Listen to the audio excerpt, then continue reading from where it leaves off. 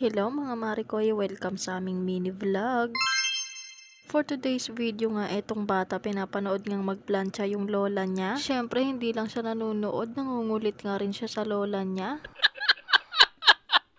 At eto nga lang ako sa may gilid, binabantayan at pinapanood nga lang din siya. At dahil tapos na nga yung lola niyang magplancha at tapos na rin siyang mangulit, dito naman siya sa may lababo. Tignan nyo naman tong suot niya, o diba? For the angas-angas nga ang person. Syempre sinabay ko nga rin tong buhok niya, o diba? Napagod talaga ako mag-ipit dyan. At fast forward, kinagabihan nga eto at nagsundo na nga kami. Tignan nyo naman ang bata, napakaangas nga tignan, kaso yung tsinelas ko, Romy. Huy.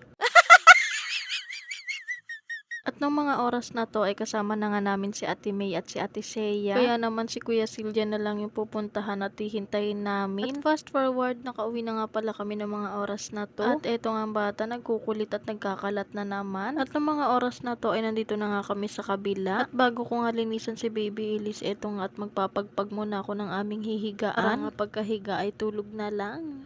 Huy!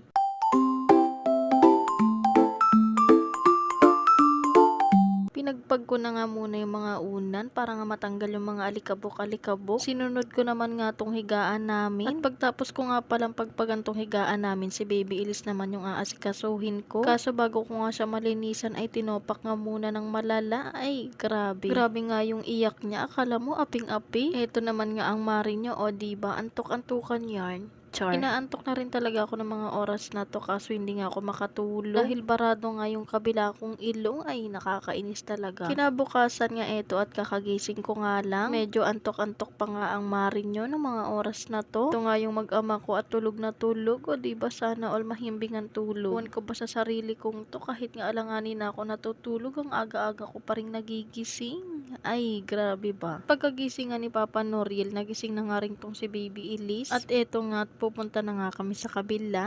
Tignan nyo naman ang bata, medyo nahiya pa nga nung nakitang nagbe-video nga ako. At nung mga oras na to, nakaligo na nga siya at naayusan ko na nga rin ang buhok. Sabi ko nga sa kanya, gayahin nga namin yung nakita namin sa video. Kaso ayan, nahihiya pa nga siya, o diba tinatawanan lang ako. Grabe, kahit anong pilit ko nga sa kanya ay ayaw nga niya. Eto nga't kinikiliti-kiliti ko pa nga siya. Kaya eto, siya na nga lang nag-video sa sarili niya. Ang kulit, diba? Matatawa ka na lang talaga kasi tignan nyo naman, puro noo nga lang nakikita.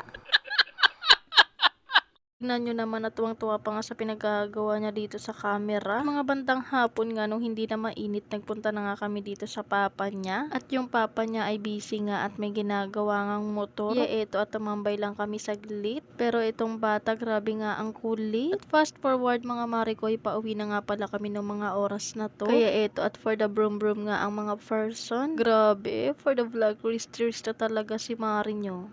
Charot. Habang nagbe-video nga ako dito ay natawa nga akong bigla kasing tumingin si Papa Noriel, kaya ayun bigla akong na-shy.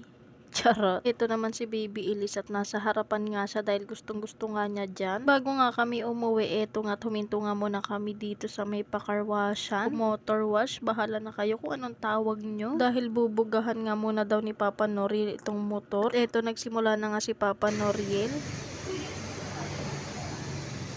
At eto ngang bata, o diba, may pasayaw-sayaw pa talaga dito sa may gilid. Medyo naiinip na kasi siya, kaya ayan, sumayaw-sayaw nga muna siya. Hindi rin naman kami nagtagal dahil binugahan lang naman ni Papa Noriel yung motor.